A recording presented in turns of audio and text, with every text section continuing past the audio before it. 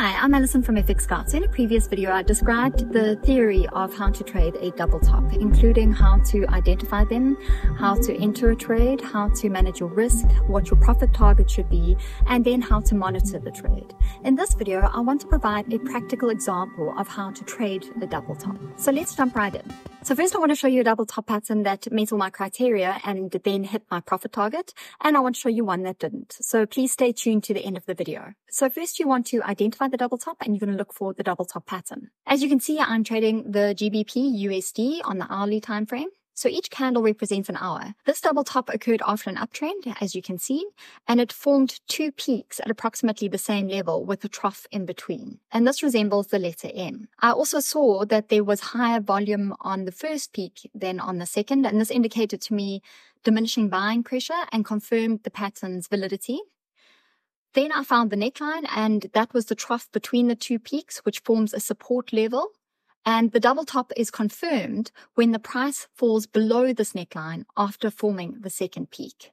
Then you want to find your entry. A common entry point is after the price breaks below the neckline, confirming that reversal pattern. However, sometimes after breaking the neckline, the price may retrace back to the neckline, and then it'll act as a resistance. As you can see, there was a formation of the green candle.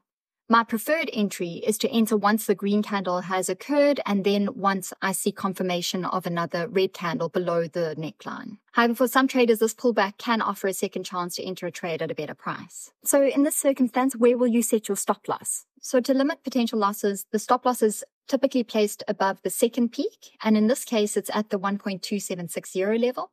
So I've placed my stop loss here because a move above this level would invalidate the double top pattern. Next, you want to find your profit target. So you're going to measure the vertical distance from the neckline to the top of the peaks, which is about 22 pips above the neckline. And then you're going to project that same distance downward from the point where the price breaks the neckline. So I'll set my take profit at 1.2718. If you want a more conservative approach, you may want to set a target that is slightly less than the calculated distance to ensure a higher probability of reaching the target. So when do you close your trade? In my case, the trade closed once it hit my take profit or my predetermined profit target. But if you are unlucky and the market's moved against you, it might have hit your stop loss. I also just want to add that sometimes the support level of the neckline becomes a resistance level. And so you might find that the price bounces around this level. In this instance, wait it out because you'll often find that the bearish pressure will persevere. Then I want to show you a double top pattern that didn't quite work out as planned.